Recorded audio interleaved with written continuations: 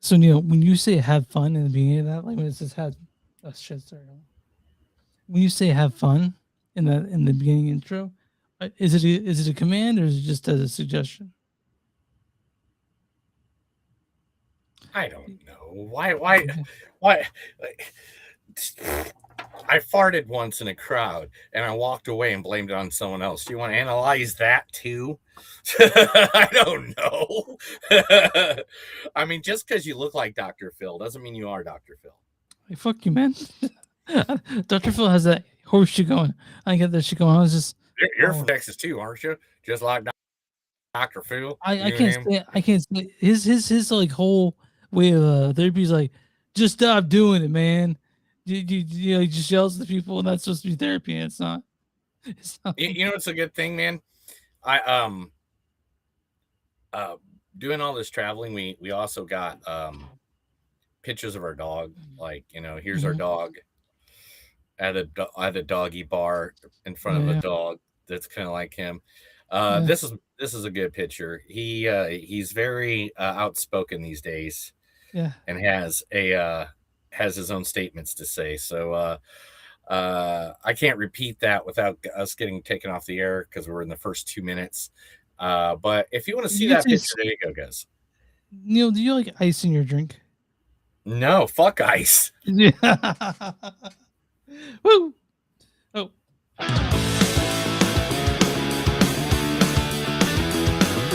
It's a show by Chris and Neil with all great movies. They are the real deal. We watch them all, so you don't have to. It's movies that don't suck and some that do. Ladies and gentlemen, boys and girls, listeners of all ages, welcome to a new episode of Movies Don't Suck and Some Do. My name is Neil. And I'm Chris. And today we are in the wonderful Believe, the movie universe.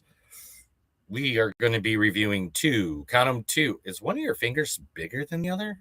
No, they're the same. Ooh, I might be seeing stuff already. Oh my God, that's the episode it's going to be. It's going to be Neil seeing stuff episode where Neil's seeing weird things that Chris is doing for no reason. Anyway, the two movies that we are reviewing today on episode 398. 398, Chris. Well, it's not including the Panfest episode, so it's more close to 412, 411. About right around 420, I'd say. Yeah. Right around 420. Yeah. All right, the first movie we're going to be talking about today is Rental Family. Now, Rental Family has a cast that are basically Japanese, so most of the clips, I'm guessing, we cannot grab because it's all in Japanese. So none of you guys, half of you won't know what they're saying. So first up, I say 80%.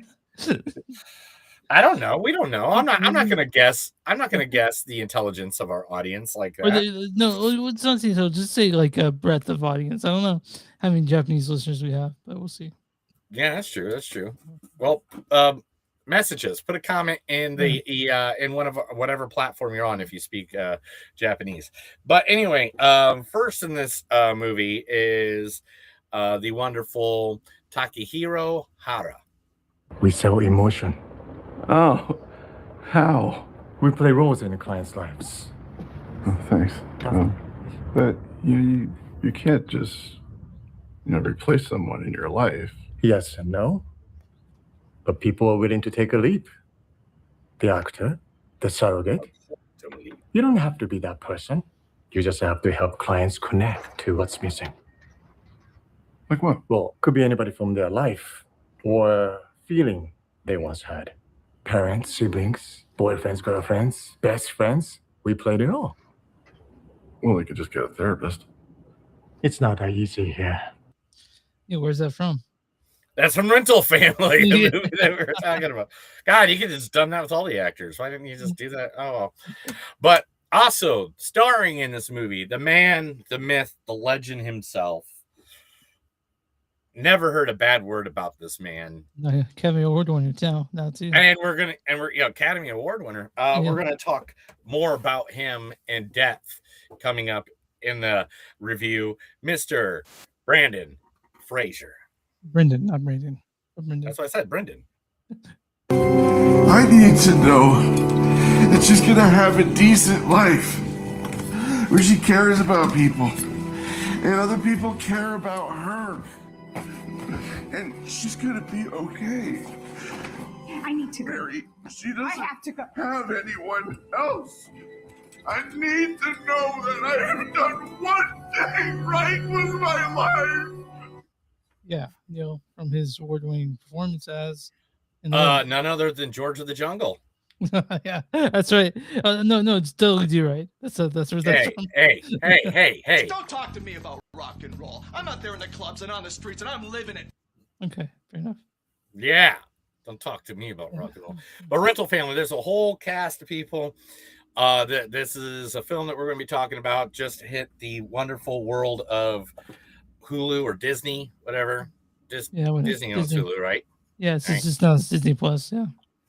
Yes. And believe me, it's all about Family. What? Family. Yeah, it's about family.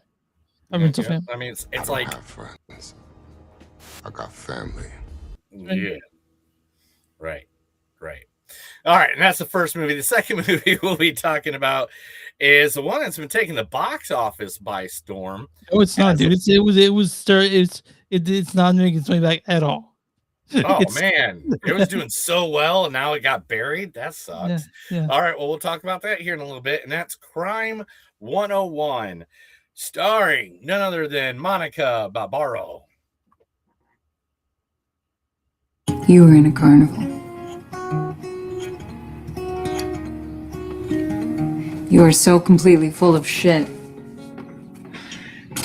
I had lessons as a kid, normal lessons. I write too. I'm not sure there's a way to learn that.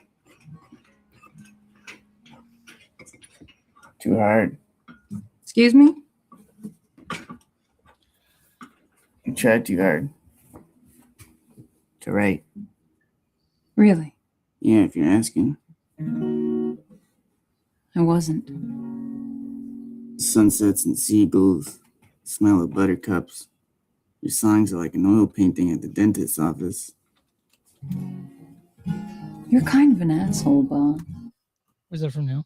I have no idea. What the fuck is that from? A complete unknown. She was Joan Baez in that. Oh, I forgot that movie existed. Yeah, I mean, whatever. But I had this. It was, I have a that was thing- complete. Hey, Chris, that was completely unknown to me. Okay, gotcha. No, I'm just kidding. I have a theme for the next set of clips. So just Oh at my the end of God. once we're done with them, All right. I want to know the theme. All right. The legend, the myth, the man who has made more people think that Eddie Murphy was a comedic legend, the straight man to Eddie Murphy's laughing man, the one and only Mr. Nick Nolte. Stop! What? Stop! What?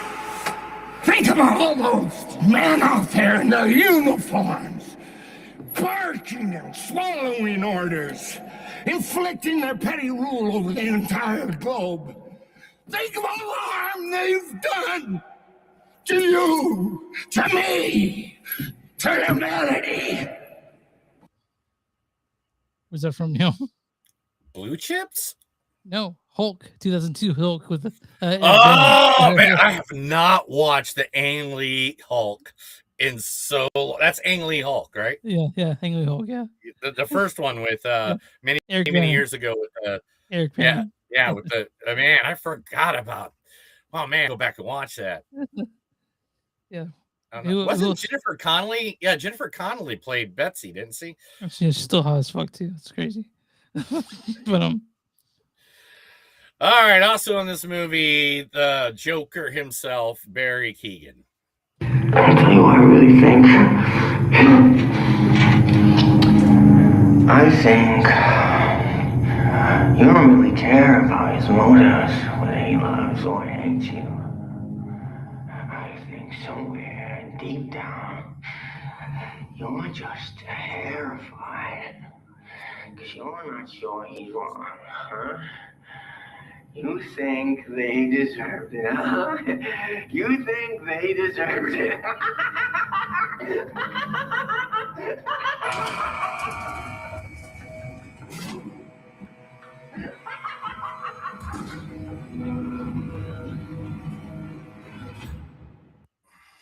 Does he do the laugh right, you think? He has a good laugh. He has a good laugh.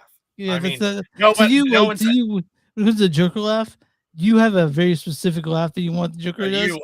You know it. You know it. You know exactly what it is. I can copy it if you want me. You want me? I'll do it. I'll do it once just for everybody here at home.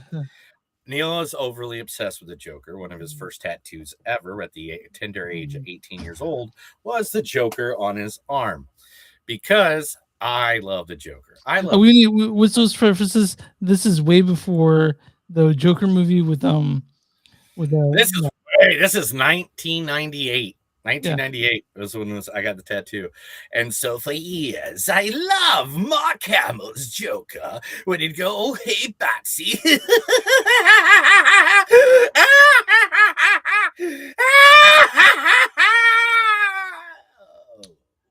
Who else in this movie? All right. Also in this movie is the one, the only Bond girl herself, Halle Berry. I'm sorry. Sorry. Sorry's not nearly enough. Okay. Then let me try the remix. I'm sorry for every second I wasted working for an untalented, unethical egomaniac like you. Clean out your cubicle and you are fired. Wait! Sir, there! I didn't mean it. Did I? I know. Yeah, I dig deep because I want to dig with the thing. What's that? Where's that from?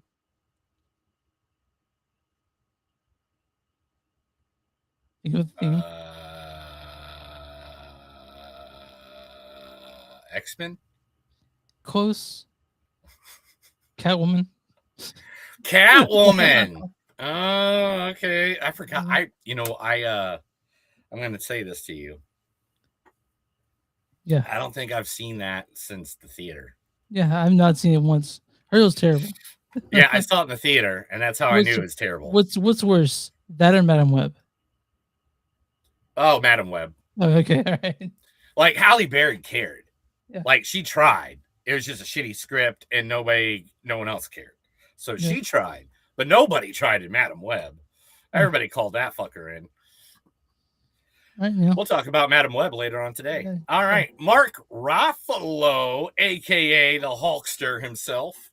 Where? You rented my room. The cell was just in case you needed to kill me, but you can't. I know, I tried.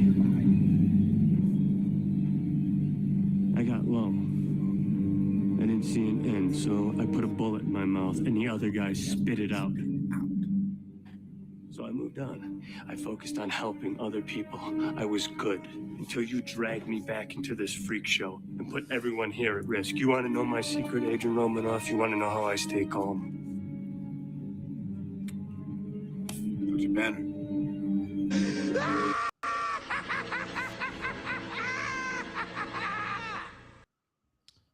Yeah, so that's from obviously Avengers.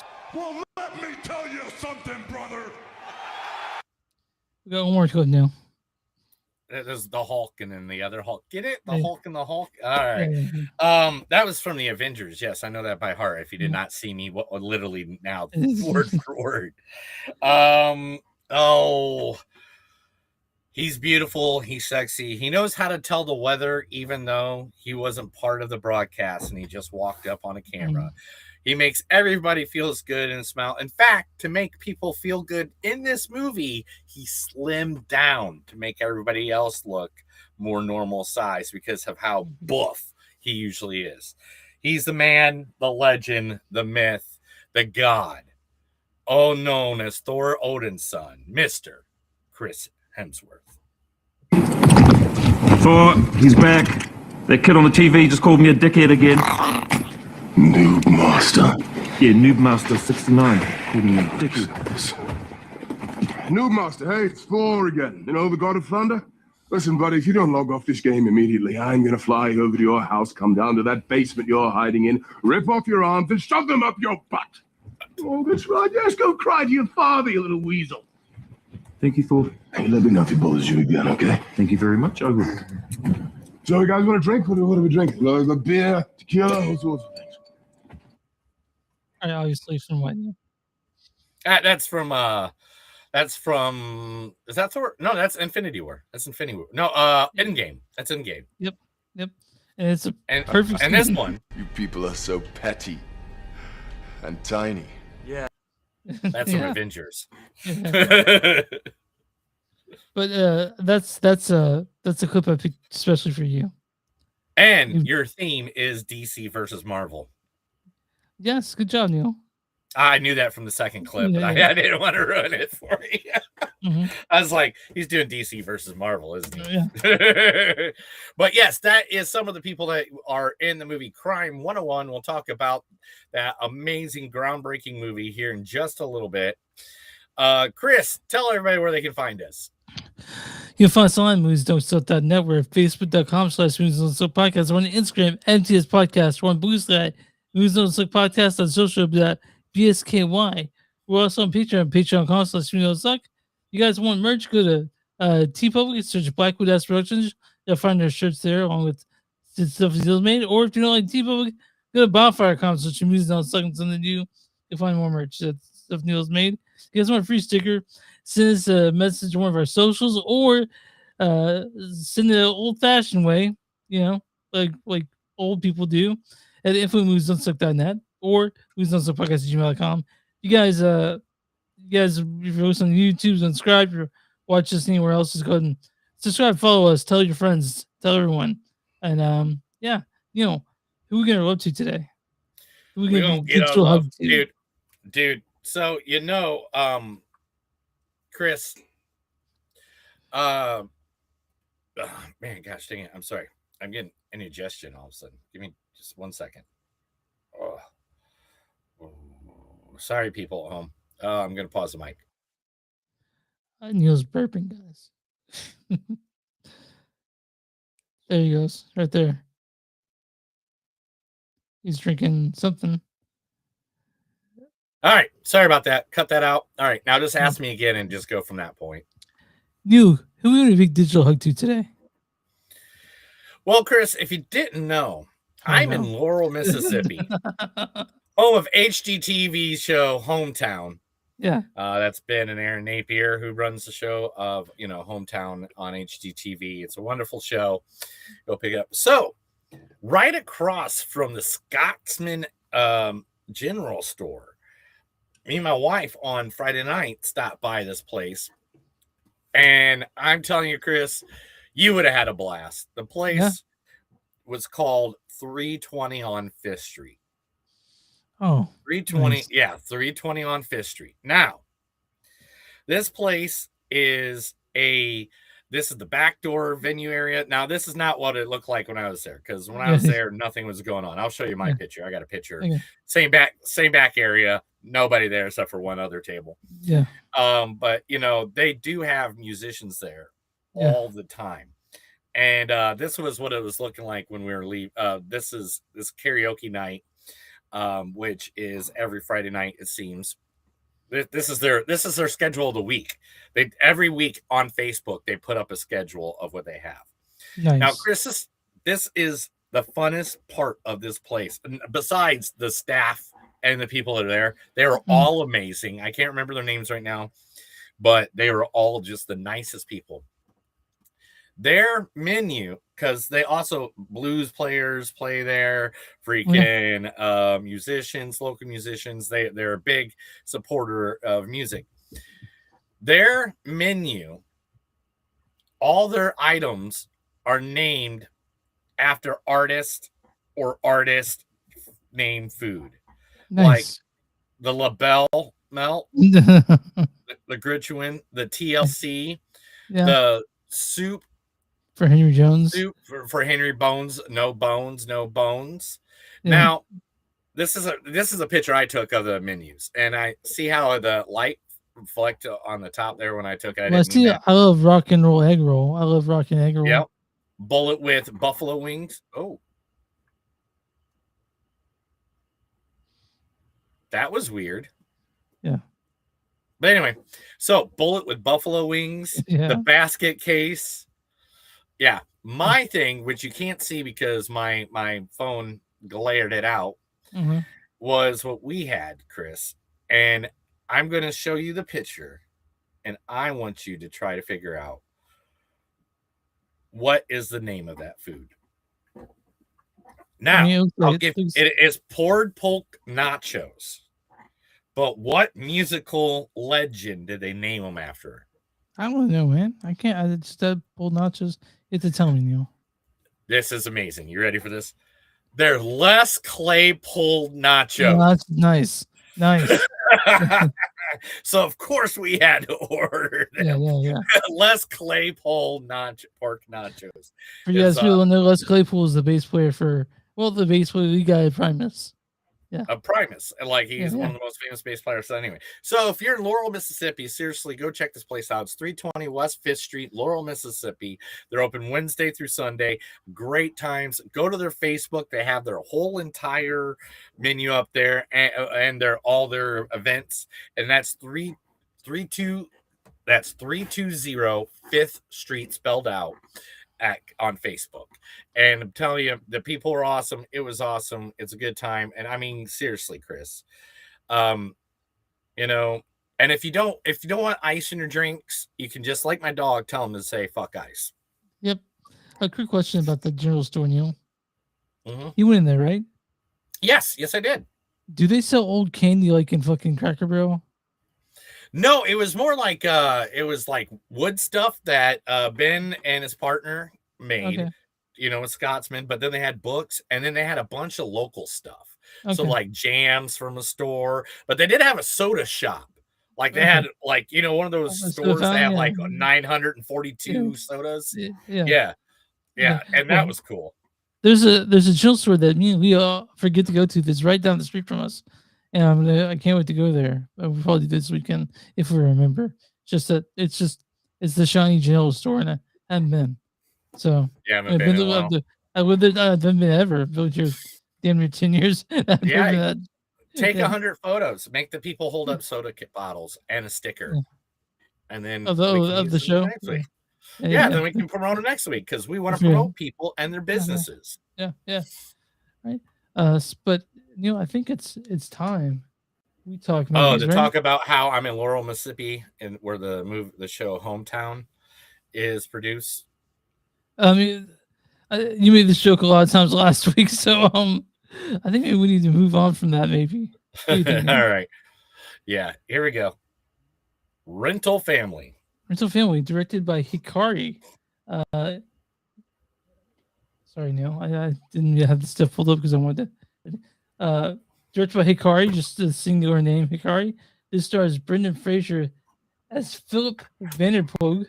I need to know. Takira Hiro plays Shinji Tada. We sell emotion. Mari Yamamoto plays Gaiko Nakajima. Paolo Andre DiPietro plays handsome actor. And also Helen Sadler plays Sonia. Ryoko Karu Mizuki plays there's a lot of people in here, man. I can't say the names, all of them, because I'm just terrible at this. And Sho Uno plays Mr. Didn't you go to Daito. Japan? Yeah, I mean, I was there for 2 weeks. Oh, okay. That's all right. If Leah was here, she will sell. But Leah, his wife, is like intelligent as heck, like just like my wife. I don't know why they yeah, married how Leah. that fucking happened, dude? Yeah. I have anyway, no idea. All right. What's the storyline of the Rental family? Rental Family. Set in modern day Tokyo, Rental Family follows an American actor who struggles to find purpose until he lands an unusual gig working for a Japanese rental family agency.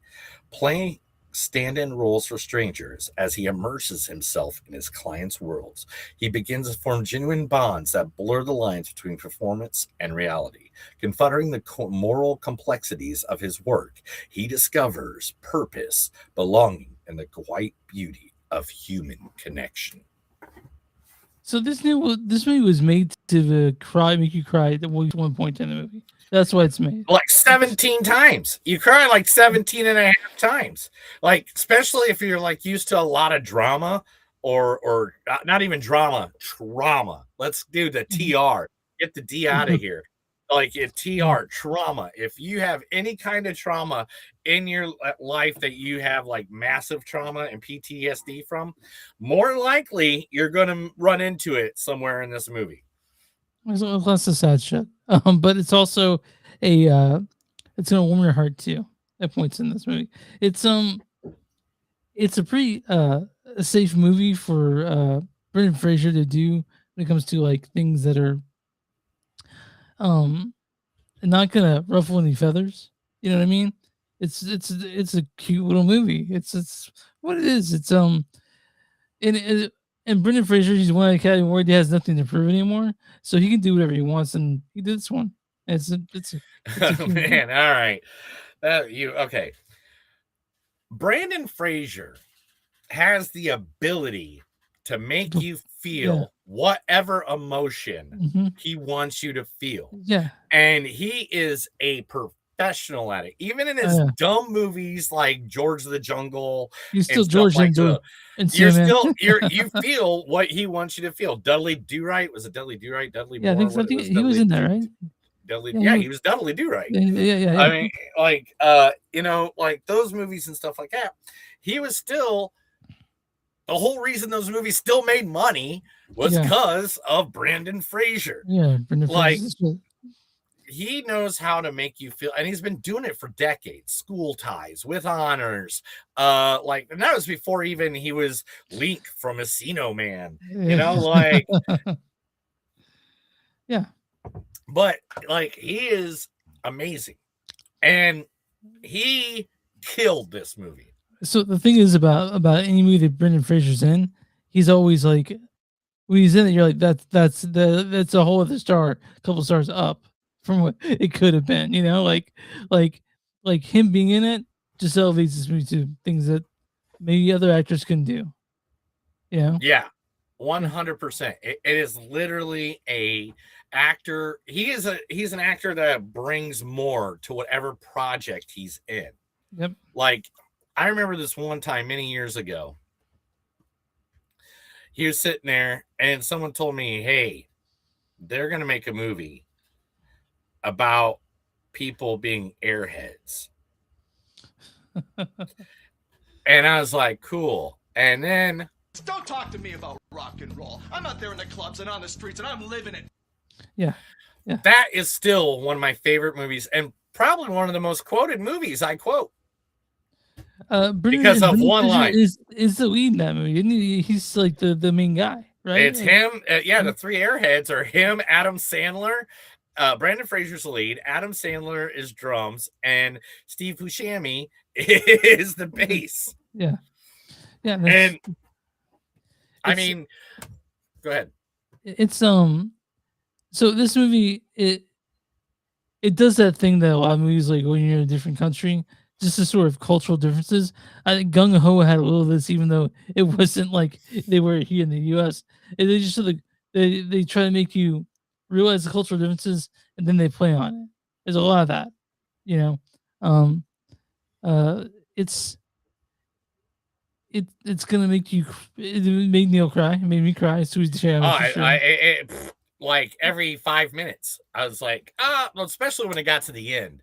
Yeah, the ending part was kind of like there's to give you guys an example. There's one scene with somebody with Alzheimer's, and I think That's a a hard lot one. of us have That's a a hard lot one. of us have dealt with that.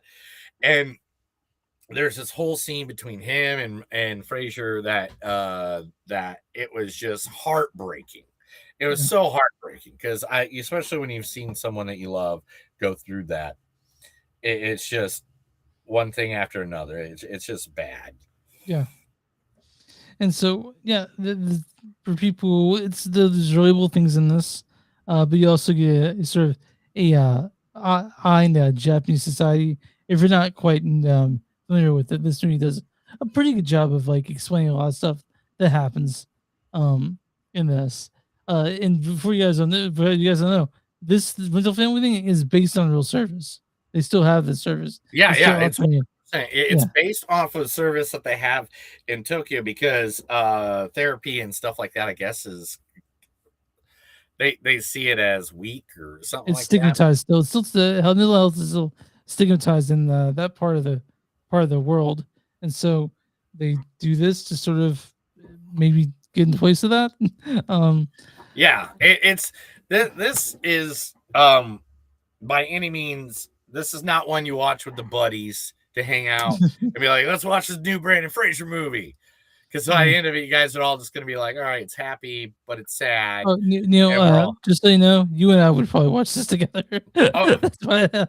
But there's a difference between what me and Chris would watch together, and what you and your normal friends Yeah. would watch together. I mean, this is a Kleenex jerker. I mean, this is a reason to have the Kleenex nearby watching a movie, and not for that reason, but for the reason that you're going to cry. Yeah, you're gonna cry. This movie's gonna make you cry. It was made to make you cry. Of course, you're gonna fall in love with the characters and the people in it, and you're also gonna share their heartbreak, share their unhappiness. But at the end, it's sort of like this movie. It's gonna do. It's gonna sort of it's gonna build you up, destroy, and then build you back up again, sort of. And like this movie's it's not a surprise you in any way. I wasn't surprised at all. I knew kind of No. knew it was coming the whole time. But that's not a bad thing at all. It's not a bad thing at all. That's a good thing. Yeah, it's a good thing. And speaking of good things, I'm gonna give my score on this one. I'm gonna get a 3.8, 3.9. I'm gonna give it 3.9. Yeah, it was. Yeah. I think it was a very emotional movie, Yeah. but I mean, and this is a good tearjerker. If you want a good Sunday cry or late night cry or whatever, go pop this movie on. Get a bottle of Chardonnay and chill out with a bottle of a bottle of lotion. I mean, a box of Kleenex by yourself. Just chill out, or with somebody you love, and it's a good story. It's a good story. It was written well. Everybody acted really well, but this is a tearjerker. It goes down real smooth. Put it that way. It goes down real smooth. Like orange juice with no pulp. Yeah, not from a metal container, just regular cup though, or glass. Because otherwise it feels like you're drinking a battery. But I'm around to like right now. What's the audience score for the rental family? I'm thinking the audience score is going to higher. I think it's going to be about 81%.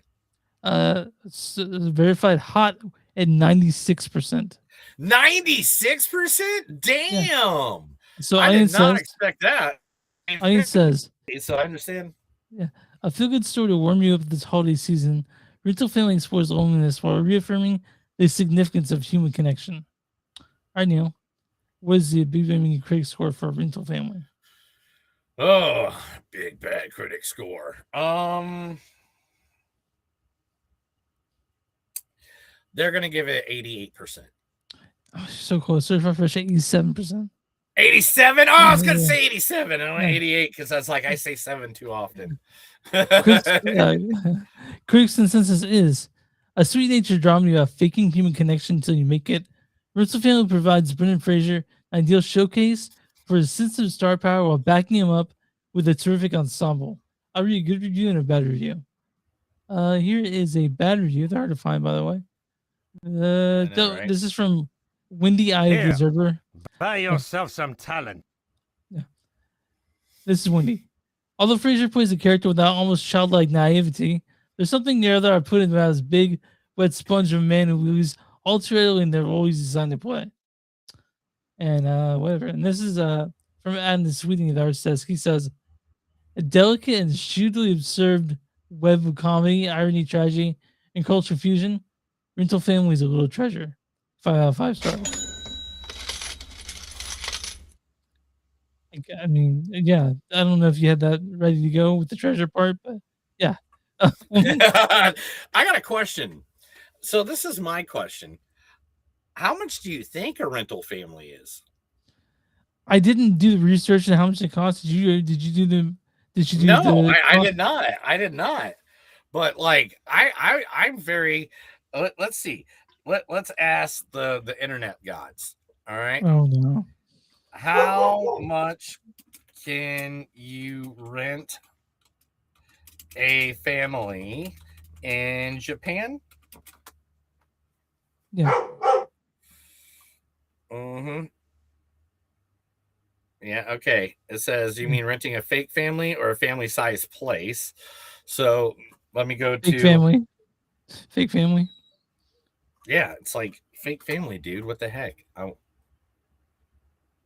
right, so it is saying,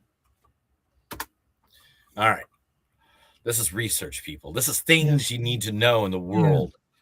Hourly rates go between 8,000 to 20,000 yen per hour, which is about $70 to $140. I'm glad they give us the exchange rate. I'm glad they give this exchange rate.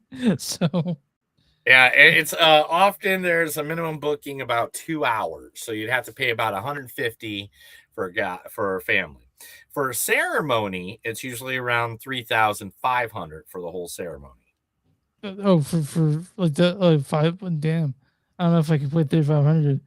Marry a fake wife. You know what I mean? You never know, Chris. Maybe that fake wife will be your future wife. I hope not, because I'm married now. But Neil, we got some news ready. It's been a week. Let's see. Yeah, there's a lot of news out there right now. This is the movies of Zuck and some little news. So I'm going to tell Chris the headlines of today so he can have a brighter tomorrow. All right, let's talk news, Neil. What you got? Man, do you want to see Doomsday, Avengers Doomsday, and IMAX? Well, I'm gonna have to see it. So if I'm gonna see it, I'm gonna see it in IMAX. Well, guess what, sir? You're gonna have to wait a whole 2 weeks after it's released. Is it coming at the same time that the Odyssey is? Dune Part 3 has booked all the IMAX theaters, and Avengers will not be in the IMAX theaters for the first 2 weeks of its run. Well, mine's in Dolby then, because we're not talking about. I'm gonna have to see it in something. Yeah. I mean, it's an Avengers Doomsday. I mean, how do you not have that in IMAX 3D? That's what I want. I want IMAX 3D. I want my big Hulk hands holding a popcorn helmet of Iron Man while I'm in my Captain America onesie hanging out with my Black Widow hat on. So Neil, quick question: what actual clothing items do you have that are Marvel based? Like t-shirts or yeah, do t-shirts? Do you have pants? Do you have underpants?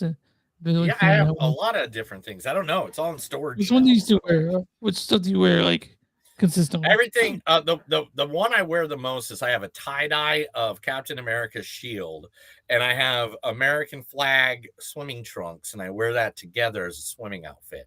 Okay, with American flag shoes and American flag sunglasses that have a beer opener on. Okay.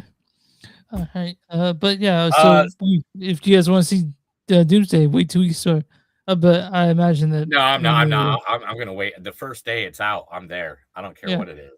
Oh yeah. All right. Chris. Yeah. Scream 7 has already broken a record. What's the record? It's broken. It is the lowest rated Scream movie out of the gate ever. Yeah. This Out of 7. All right, so 78% for Scream, the original. Scream 2 was 83. 45% was Scream 3. Mhm. Scream 4, 61. Scream, the reboot in 2022 was 76. Scream 6 was 77%. What rating percentage on Rotten Tomato score? Now we're going back the other way. I love this. So What Neil, do you think- I checked this because this morning I was wondering how bad Yeah. is it, and right now it's at 40%, right? It's 43%. So Neil, are we seeing this next week? We might have to just to talk about. I mean, we just keep doing it. I mean, it's Yeah. movies that don't suck and some that do, bro. And Oh, I yeah. know. So Neil, like with that name, we are sort of beholden to see movies that aren't that good. But hey, maybe Neil, you and I It'll will be the actually- hey. I mean, it'll be the first bad movie of the year for us. I mean, we haven't had a Yeah. bad movie so far this year. Yeah, and this is the only movie that's really out this week. I always want to see Wuthering Heights, but Neil and I already said that Wuthering Heights will be a streaming pick. Yeah, to watch. that's a streaming movie. That's a streaming movie. So Emma Stone is already set for her next sci-fi comedy.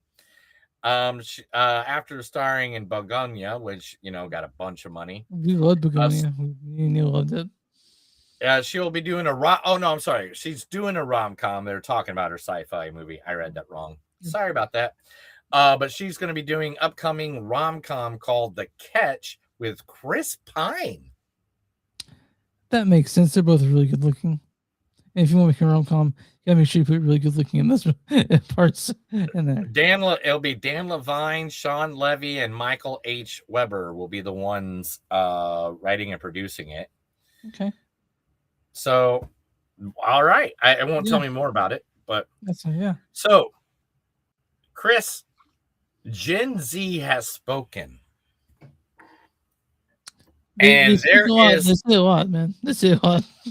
they say a lot, Mhm. but Gen Z has spoken at the box office. And now Hollywood doesn't know what to do because they're used to certain type. And Gen Z is saying, we don't want this kind of type in movies anymore. That type, Chris, is hyper masculinity. So what are they saying they don't want? What are they? Who are they using as a person that exemplifies masculine? Hyper masculinity would be Yeah. like your Arnold Schwarzeneggers, Sylvester Stallones, Jason Statham. It's those big action types that are like, yeah, oh, So ooh, half the people in Fast and the Furious, right? I would say that. pretty much. Or do you mean in The Expendables? Well, that's just like old people. You know what I mean? That's true. That's true. But they're saying they want to see more vulnerable men in movies like this, which makes sense. That's why like people like Ryan Gosling, Keanu Reeves, like Yeah. are making that big money. Yeah. But that is what they're calling why there's such a drop in the box office these days. Interesting. Well, in a Facebook post earlier this week, series creator and director Damien Lennon cleared up a point. The script to Terrifier 4 is close to complete. I'm hoping to begin pre-production this spring. This is the most precious script I've written for many reasons, but it's also the most challenging. There's a lot of material to tackle, a lot writing on this, not just creatively or emotionally. And he stated that this is the end of the Terrifier series. That's probably a smart move. Things aren't always better because it's diminishing returns in series like this. So if he has a point where he's going to like emotionally, I'm not sure. The Terrifier was emotionally because for a while Terrifier was like, we're just gonna shock the fuck out of you. You're gonna be shocked every time you see a Terrifier movie. And so we'll see the fourth one and it'll be done. So I mean, it's fine. And then we can watch all 4 of them one time, like in a row. Yeah. We'll do a whole episode of just the Terrifier 1 through 4. I guess that's on brand for us, right? Like, kind of. Right? I don't know. No, we don't do stuff. That's Mark Radulik over at Mark WTM.net. Radulich, Yeah. WTM.net. That's our buddies over there. Well, Disney is very, very worried about the Mandalorian and Grogu movie. Why? It seems like a home run, like a grand slam. Like it seems like that's got a built-in audience.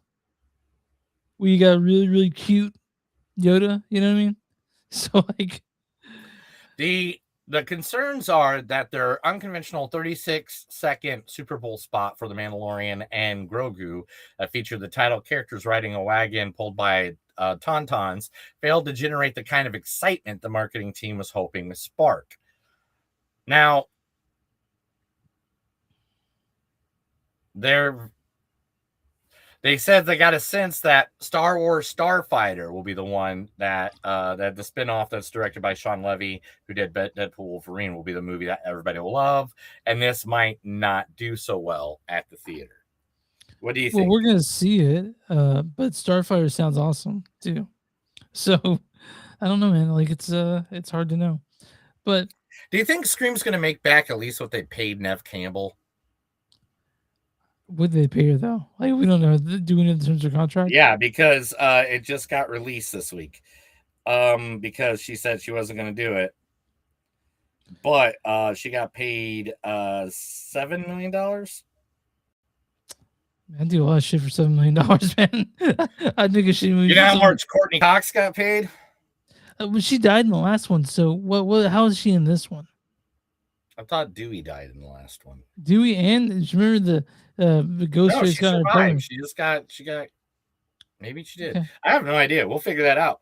We'll figure that out when we go see it. I guess, Chris. I guess we got to go see it now to answer all those questions. They fired who they fire from it because she said something political. Wasn't that it? Well, it's Jenna Ortega was with her. Jessica. Gosh, just look up the movie, man. Scream 6. Scream 6, right? Boom. Yeah. Right. Scream 6 was Melissa Barria. So she's. I will tell. She said that she didn't support Israel, and then people pile onto her, and then she got fired from it. That's why you can't have an opinion these days, guys, because you'll lose your jobs. All right, moving on. Iconic children's book character that launched 87 years ago is getting their first live action adaptation of all time. So I'm trying to think of things that are 87 years old.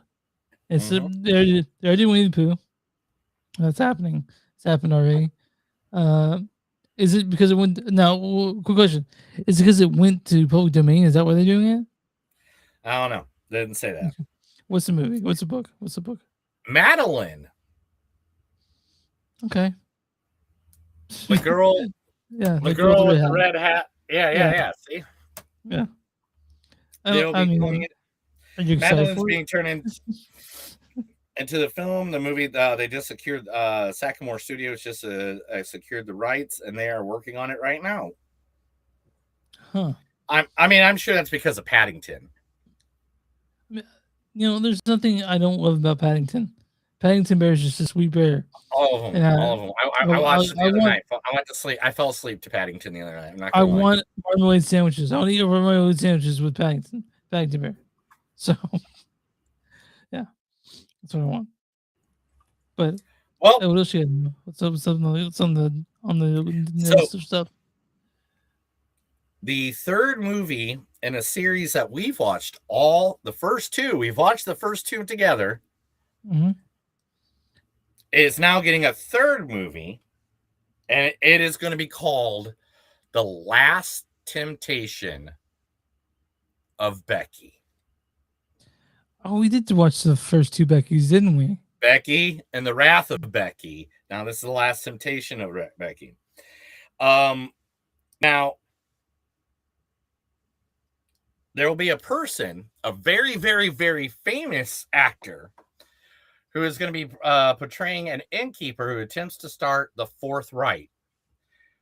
Brandon Flynn from 13 Reasons Why, James Erskine from Oppenheimer, and Kate Slagle are all in the cast. The person... I just feel like they could find a better. Okay, go ahead, Neil.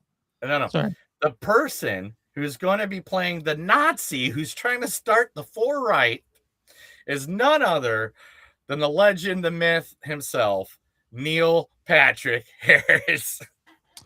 Man, I want to see that for sure. Now I'm all about it because, like, all right, Neil Patrick Harris as a villain in A Million Ways to Die in the West is still one of my favorite portrayals he's ever done. He's kind of the villain in Gone Girl, sort of, I would say. Yeah. Let's see. Naruto Live is an action movie they're moving forward with. So Naruto is finally getting script finished, and they're moving into pre-production about it. He's just gonna be like this. So you're like that's Oh yeah, they're all gonna be doing that run again. I can't wait to see that everywhere. I see it where it is. Spider-Man, let's do it. They are rebooting the Spider-Verse at Sony Pictures. Wait, so are we not gonna get Spider-Man, the one that just happened? Like the one that they've been talking about? Like where everyone forgot Spider-Man, they're just gonna say fuck that and just move on? Like, how's that working? They are just Tom Rothman appeared on the Town podcast and said that they're just going to retool it and completely reboot the entire Spider-Man franchise of universe. So they're going to do it all over again. Well, the funny thing is they said that, and one of the other stories I have, which I read 2 days about, that was released a day or two earlier. Where is it at? There it is. Venom, the animated movie with Hardy as Venom, is going to be coming out. Did you see my eyes roll? Because the made it very apparent I couldn't care less about that. So I don't know. They're just being weird.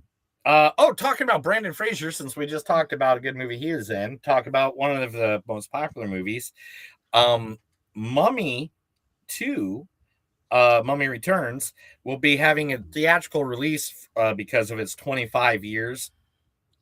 Its 25th anniversary, and will be available for you to go see in the theaters. Just look at your local theater so you can go see it, because I mean that's a movie to go see. That's Indiana Jones. It's Indiana Jones. Yeah, that's what I'm saying. Like without Indiana Jones, this movie wouldn't exist. That's why it's so fucking. That's why we're just so fond. We didn't have Indy in those years, and Brendan Fraser, he filled that Indy-shaped hole in our hearts until we got Crystal Skull and everyone was mad about it. So yeah. Chris's favorite actor of all time, Christian Bale, has just signed on to Heat 2. So the thing is, like, I've never said that, and it's not even like I'm sure someone's actual favorite actor is Christian Bale, but I don't. It's not like it's like I don't know. Like, I don't want to misrepresent myself, but yeah, okay, he's in Heat 2. Anyway, moving on from that. The Elvis Presley movie, Elvis, that we saw with Austin Butler, is now going to be getting a musical, Broadway musical based off of it. I'm not sure we need that. Like, there's lots of movie in the music in the movies itself. Whatever. I mean, it's Elvis. I get it. Yeah. I mean, is there a musical about Elvis? No, but this is a good way to make a musical by Elvis. You just got to sing the full songs that they did. My wife, every time we mention Elvis, she's like, he made a 14-year-old. I'm like, yeah, I guess so. Yeah, he did. Yeah, he did. Oh, yeah, he did, Chris. We don't want to talk about that. Yeah. Mike Flanagan, who's doing The Mist, the Stephen King Mist, people are asking him what changes from like the film that was with Thomas Jane are going to be from the new movie in an interview this past week. And he says, I've already changed everything on page 1. Okay, I just want I want to know what I wanted. Hopefully, the movie justifies its existence, because the first Mist is pretty good with an amazing ending. Yeah. So You're an amazing ending. yeah. Did you know that, Chris? You are an amazing ending. Yeah. All right, let me go through here. I got a bunch of them. Starting next week, the filming of Evil Dead Wrath is starting, so we're getting a new Evil Dead for sure. It's Cool. already Evil Dead Burn, slated to release on July 24th. I like It's the being reboots. filmed right now. I'm into that. I love Evil Dead. Evil Dead makes my Evil Deadness dead. Mm-hmm. There'll be a Doctor Doom origin comic coming out for the new Doctor Doom for these in June 27th. Look for that, guys, if you want more information. So guys, I actually have a question for you. So did they retool? Like, did Marvel say, okay, so since Jonathan Majors is no longer part of it, did they create a new storyline for Doctor Doom so it would coincide with the movie, or do you think that did they actually? I think that's what they did. They're probably writing a comic line to go with the movie to help out. Okay. Because I mean, that's for the Uber geeks. I'm sure you don't need to read that if you don't want to. Real quick, do you have any news about Jonathan Majors? I do. If you don't. What? Yeah, this is something released earlier today. I don't know if you saw it, but did you hear about Zachary Levi and Jonathan Majors doing a movie that's supposed to be the anti-woke Sinners? No, but hey, go them. Hey, yeah. Yeah. How dare we have good movies? Yeah. Talking about Sinners. Yeah. Scary Movie 6 will be parodying several movies. Yeah. Because the Wayans are doing it with all-star staff of Regina Hall, Anna Faris, Logan Moran, David Sheridan, Chris Elliott, John Abrams are all returning to the movie. Of course, roles for Damian Wayans Jr., Kim Wayans, Heidi Garner, and more to be announced soon too. But it is said that they're making fun of Sinners, Weapons, and A Quiet Place are three of their biggest parodies in the. So they're going to parody two of the best horror films of this year. So of a 2025. All right. Yeah, I mean, look what they did with the other movies. I mean, they parodied everything from Silence of the Lambs to from what lies beneath. You remember that? Yeah. So. All right, two more stories, I think, and we'll be done for the day. Netflix. As of just a couple hours at 4:20 this afternoon, seriously, even says on here, I'm not making that time up. 4:20 on the sea, so we're at 7:30. That's 3 hours ago. Netflix is backing out. Smart they move. Don't want to buy Warner Brothers. Paramount's gonna get it. Paramount's gonna get it. And the thing is, I had like two different stories about this before even this came out a couple hours ago, like how theaters across the world don't want Netflix to get Warner Brothers. I don't want them to get it either. Either. So good. All right. Yeah, good. Yeah. All right. Last but not least, one of the greatest actors of all time, if not the greatest actor of all time, the man who taught us that wishes can come true, that losing your red shoe could be all right. Dungeons and Dragons is dangerous and people will die over it. Don't go work for bad lawyering companies because if you get AIDS, they will try to kick you off and sue you. You can find love through email or AOL chat, or you can go to space. You can go ride a boat. You can go on the stream. You can run from the nation to the other side of the nation 10 times and tell everybody life is like a box of chocolates. Mr. Tom Hanks, for the first time in his acting world, is going to be playing a president of the United States. He's playing an actual president of the United States. Chris, what president do you think Tom Hanks is going to be? Abraham. In a new movie. Abraham Lincoln. How'd you know I that? read something about it earlier. Damn it. Thought I was going to get you on that one. Yes, but Tom Hanks has been tapped for the role of Abraham Lincoln in a movie adaptation of Lincoln in the Bardo. The book, written by George Sanders and published in 2016, explores Lincoln grieving the loss of his son, Willie Lincoln, who died at the age of 11. Okay, so we're not getting basically a reboot of Lincoln because we already have that. We already that Lincoln movie with yeah. That's all right. See, I went to that Lincoln movie and I thought it was about Lincoln Park, and it wasn't, so I left.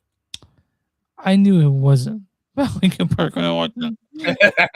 I'm just kidding. That is not a true story, guys. But that'd be funny if that actually did happen. You think somebody did? They thought that it was Lincoln Park, and then they went and they're like, "That's not Lincoln They're like, Park." that's Daniel Day-Lewis. That's not Lincoln Park.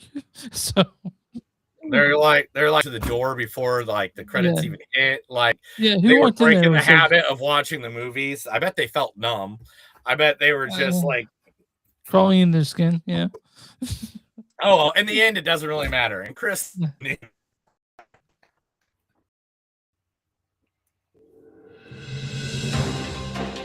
That's the movies don't suck, and some of them do. I told Christmas stories, he told some back. It was good. It was like two old men shouting over who's gonna get the Twinkie. All right, let's talk the movie that's in theaters that we saw called Crime 101. Directed and written by Bart Layton, but based on the novella by Don Winslow. This stars Chris Hemsworth as Davis. Thor, he's back. That kid on the TV just called me a dickhead again. Noob master. Mark Ruffalo plays Lou. Where? You rented my room. The cell was just in case you needed to kill me, but Peter Benefez plays Ben Haddad. Vivek Tafi plays Ali. Halle Berry plays Sharon. I'm sorry. With Jennifer Jason Leigh plays Angie, and that's Tate Donovan plays Monroe. We got Corey Hawkins as Tillman, and we got Nick Nolte as Money. Stop! What? Stop! What? Yeah, I love that. And then we also got Barry Keoghan as Ormond. I tell you what I really think. All right, Neil, what's the storyline for Crime 101? Hey, kid, don't forget, crime doesn't pay. And he's right. All right, Neil, what's this based on? What's the storyline for Crime 101? Holy cow! All right, That's a long one. all right. That's a long. Yeah. All right. Well, I mean, it's a 2.5 hour long movie. Why not? Yeah. So you're gonna get a 2.5 hour description. Here we go. Yeah. Set against the sun-bleached gray of Los Angeles, Crime 101 weaves the tale of an elusive thief whose high-stakes heist unfolding along the iconic 101 freeway have mystified police. When he eyes the score of a lifetime with hopes of this being his final job, his path collides with an illusionist insurance broker who is facing her own crossroads, forcing the two to collaborate, determined to crack the case. A relentless detective closes in on the operation, raising the stakes even higher. As the multi-million-dollar heist approaches, the line between hunter and hunted begin to blur, and all three are forced to confront the cost of their choices and the realization that there's nothing and there's no turning back. All right, Neil. So I want to say a few things about this first. You don't see a whole lot of movies like this anymore. You see, like, for example, like if there's a crime movie, it's always got to say something, and this one's just a straight up solid crime thriller. You know, just solid. Yeah. It's sleek. It's got really cool shots in this one. I think it's shot really well. That's one of the things that I really liked about this movie. And then there's a Mustang in it.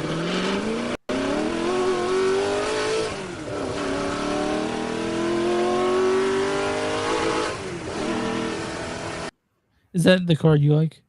Are you a Mustang guy? I do like Mustangs. I'm not gonna lie. I do like Mustangs. I even like the boxy ones. My friend had a 5.0 when I was a kid, like when I was in my teenagers, like the one from Vanilla Ice. And he thought he was so cool. And because he'd get too drunk all the time. Okay. All right. Also, I mean, but like I said, I wanted to say that this is just a really good thriller. Like solid from start to finish. I would never really felt rushed to me. It was fun, man. It was a good movie. Like I walked out and I enjoyed I that. have to say this. All right, so this is the fact I was waiting to pop up. Pedro Pascal was originally Mark Ruffalo. Mm-hmm. I don't see that. I don't think this movie would have worked. No, I think Mark Ruffalo did this because Mark Ruffalo was like the perfect, completely destroyed after the divorce guy. And through the movie, you see him cleaning up more, getting his shit together and stuff like that, which is, if you've ever been divorced, that's the truth. You are a percentage of the human being that you really are. And he showed that, and I love that part of it. I think I understand why they showed Chris Hemsworth dating a girl. What was she? Where was she at? Where was it? Where was that? Yeah, dating this girl, and they started making out for a little bit. That's Ray Keegan. That's not. Oh, wrong one. Oh, wrong one. Here we go. There it is. Yeah, so, and I understand because it's good to show, Mr. Sexy Chris as a sex symbol. I think they want to use Maya, the character Maya, played by Michael Burrow. They want to use her as a way to show, to maybe show some growth in his character. Yeah, or also that how not connected to anything he is. Yeah, that was really that was really cool. I thought. And I thought that was really cool. Somebody I listened to a review thing, and somebody was like, I don't need that. And I'm like, I think I kind of needed that part. This is a slow burning movie at times, but then there's parts where it goes 104 miles an hour. Every heist movie needs car chases, and this has a couple. And I love them both. Yeah, and then Barry Keoghan, his whole thing was motorcycles. This whole so if you saw a motorcycle, you knew Barry was coming, and to be honest, I liked his little creepo, whatever this guy was. He was a creepo. Yeah. And I was like, man, that just fits him perfectly. Give him one hair, and you're like, yeah, what an asshole. Halle Berry, can I tell you she looks incredible, by the way? Halle Berry looks incredible in this movie. I know, she's 59 years old. I can't believe it. She has like amazing jeans on her. She just can't ever use jeans, like she doesn't really age. I don't think she was wearing jeans. I think she was wearing dresses, dude. You know what I mean? But Nick Nolte in this was showing his age because he could barely speak English this whole movie. Man, I know that was so bad. I love Nick Nolte, and I have to agree with you. I mean, I know he's a Hollywood legend, but man, that it was pretty rough watching. When he was with the shit he did, like all the drugs he did, I'm surprised he's still alive. I'm surprised he's not like Gary Busey, man. Yeah. I mean, but Nick Nolte, he was in this, and he was in it for more than a minute, but he was speaking. But I could tell that every word was pained out of him. So I'm not trying to show any calories, but his dialogue in John Wick has always been kind of stilted. This one was way harder to watch. That part was kind of hard to watch, but I like this movie because I really like it. It's not heat. You know what I'm saying? It's not heat. Okay, it's warm. Yeah, it's warm. Yeah, it's warm. It's a good crime movie. It has a good ending. I love the ending of this movie. We're not going to give that away, but I kind of love how everything gets resolved at the end. It's also, I'll mention that it makes Los Angeles a character in the movie for sure. Which is weird because when they shot this? When? You want to take a guess, Chris? During the pandemic? Do you know anything that happened in LA in the last year? Oh, God. Yeah, during the fires, the ones I was out there when it started was when they were filming this. That sucks, man. I want to mention that I thought this was a very solid movie. Like Yeah, like I was saying, you know, like go ahead, Neil. I'm sorry. yeah, it's the acting is good. Everybody played off each other well. Mark Ruffalo and Chris Hemsworth, how they act like they were perfect strangers. In one scene, there's one scene when they're in it together, and they have this uncomfortableness together in the scene, which is really weird due to the fact they've done a whole fucking $1 billion movie together. I mean, how many $1 billion movies have they been in together? Like 5? Several, yeah. I do want to say, like, the Chris Hemsworth's American accent isn't perfect. It's not perfect. Like I hear slip a few Austin. Yeah, it didn't bother me that much. In fact, it didn't take me out of it at all. But I don't know, man. Like I got a lot out of this movie in a good way, and I was really happy that I saw it.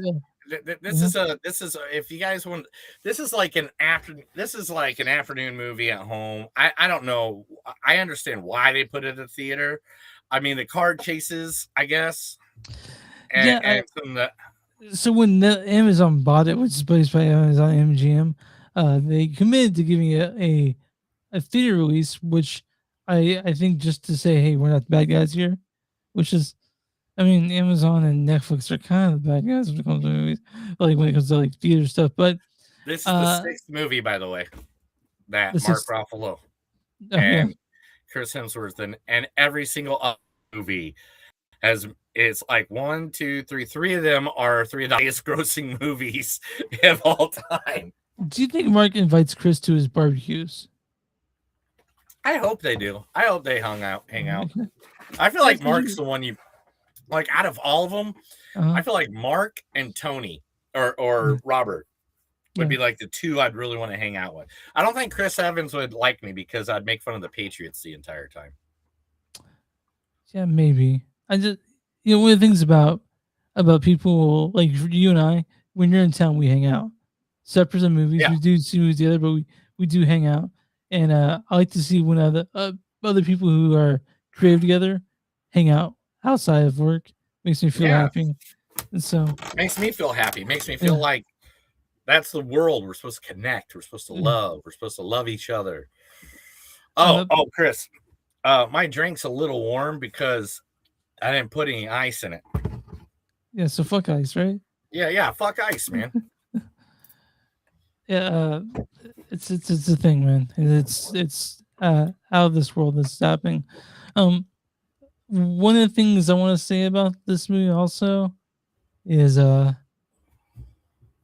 already mentioned how great it was shot. There were scenes like I want to mention the one in the elevator scene. They go up the elevator and it's a mirror door. I'm not giving anything away. I thought that was a perfectly scene.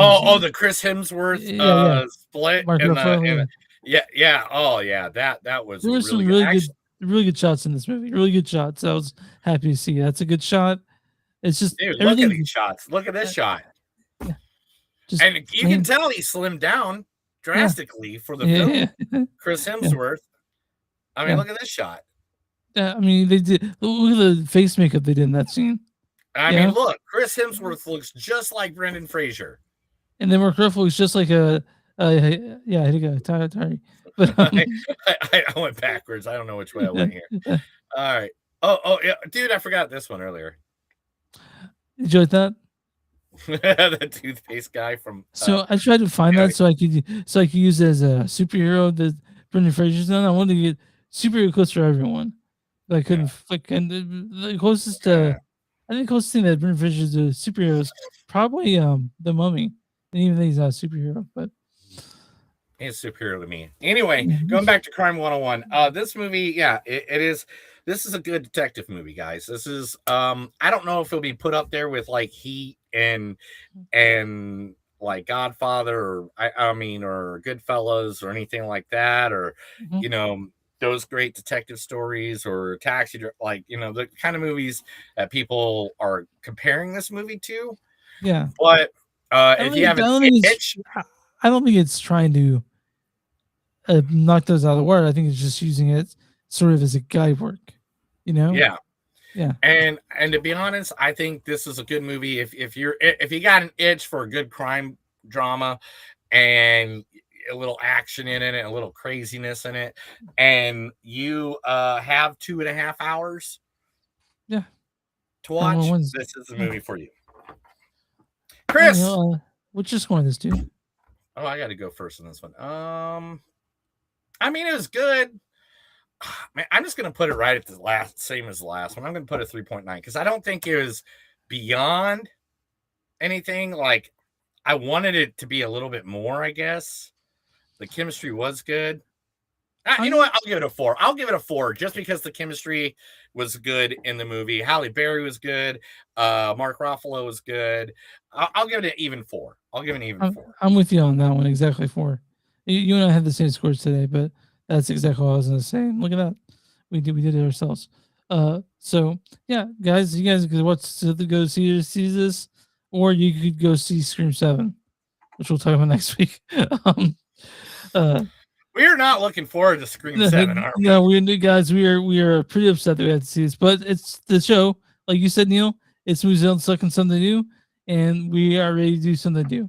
And maybe we'll like it. You know, maybe we'll keep an open mind. Maybe we'll like it. Maybe we'll be the rare 43%. Yeah. That likes this movie. But it's man, I want, and Chris, next week I will not be in Laurel, Mississippi, home of the HGT TV show, Hometown. Where are you gonna be next week? We have it. I sent it to you, I think. Oh, yeah. It's Do you want me to? I don't know. We'll talk about it next week when you get there. Yeah. Okay, so Neil, that's what I'm doing on Sunday is moving. So you got to pack up and stuff. You guys packed up yet? Oh, it's easy to pack up. We at first it was difficult and we didn't know what we're doing. Now we're at the point where it's just like, oh yeah, give us like an hour, or we'll have it all packed up, ready to go. Okay. All right, Neil. I'm gonna write as a comment. Say I scored for Crime 101. 68%. No, verified hot 85%. Shut up. Yeah, audience says a heist movie with heart. Crime 101 is an engaging thriller written by revelatory turns from its finely tuned ensemble cast. All right, Neil, what's the critic score for Crime 101? Critics mean 71. Certified fresh at 88%. Oh God, everybody's way higher than I thought today. Damn. Critics' consensus is Crime 101 has studied the greats of LA noir closely and shows its homework with sleek action set pieces and vivid characterizations, receiving top marks and graduating near the top of his class. I can't stand the puns they use in this shit sometimes. I read a bad review and a good review. And again, since this is well reviewed, I would say I heard from you a bad review. This one is from not a whole lot, man. Okay, here we go. Kyle Smith of the Wall Street Journal says the Crime 101 seeks to position itself as a successor to Heat is laughable. A more accurate title would have been lukewarmth. And here's we'll talk. This is Philip DeSimone. Goddamn right. It's refreshing to see a grown-up big screen thriller this well crafted, and one that cares for its grounded characters and their predicaments. If it comes off the road once or twice, it's still worth the ride 4 or 5. So we liked it just fine. We thought it was a good movie. If you guys don't want to see Scream, you can see this in theaters. We'd probably tell you to good luck, have fun, don't die before this one. But you know, to each their own. You guys can go see this in theaters now, and it'll probably show up on Amazon in a couple of months, maybe a couple of weeks. It'll be there. Yeah, it should be. You know what? I bet you if we just look it up, we can find out and give you the answer to that. Crime 101 on streaming. And the answer is none of your damn business. Yeah. It's owned by Amazon, so it says it should be roughly 40 days after. Okay. So it should be late April. Late April, yes, and we'll see it in late April on a lazy Sunday afternoon. Right? You're a lazy Sunday afternoon. All right, Neil. So we talked about we're gonna see Scream 7 next week. What's the stream movie? The Bluff? Is that what it's called? Yes, that's Carl Urban as a fucking pirate, man. It's basically their his Pirates of the Caribbean. Well, I hope it don't suck. We'll see. I know, that. man. Look at me, man. I say no real man. A real man. Okay. All right, Neil. I got food waiting for me upstairs. You got food cooking it back there? You think? No, I already ate today. Okay. That's what I'm taking my sweet little time. Okay. So yeah, Scream 17 and The Bluff, which is it's a pirate movie. It's about pirates. You like pirates? You like pirates? I'm kind of lukewarm pirates. It's Carl Urban. Yeah, no, I'm down about that. I'll definitely watch this movie. It's from the boys, mine. I know. You know, like I'm looking forward to it. Okay, Oh, that one you better look for. You're just mad about Scream 7. And look, man, I didn't create Hollywood. All right. We just review movies that come from there. Yeah. You can find us online who's stuck on net. We're at Facebook.com/Jesus Podcast. We're on Instagram at Jesus Podcast. We're on Blue Sky, Movies on Stuck Podcast.social.bsky. I need to post on there more. I don't do that often. We're on Patreon, Patreon.com/Movies If you guys want shirts, go to TeePublic, search Blackwood Productions, or go to Bonfire Concerts, Movies Don't Suck, and some that do. You guys want free stickers, send an email, one of our socials, or old-fashioned email, spank on the bottom of info@moviesdon'tsuck.net.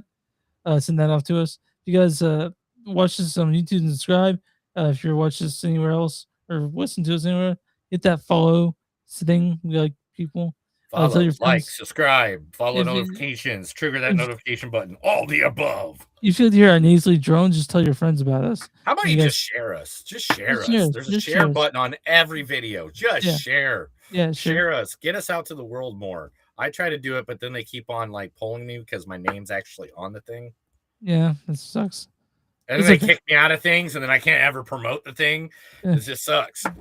All right, but Neil, all your why don't you go ahead and what do we do for small businesses? What do we do with the show? I love to. If you got a small business, let us know. Come up to us, talk to us, let us know, and we'll be more than happy to advertise your business right here on our platform to our thousands of listeners, our million followers, just like this guy did. Say his name and he appears.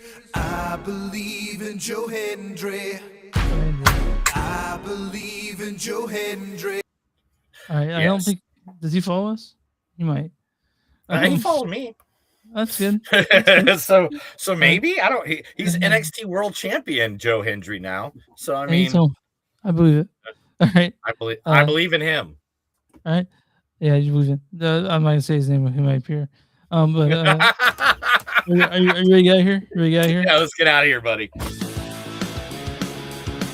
That's another episode of Movies Don't Suck and Some Do. My name is Neil. And I'm Chris. And guys, remember, know how hard it is to find a family that you might actually have to rent one. But that's okay. Just don't rent the wrong kind of family because that's prostitution. Have a good day. Bye, guys.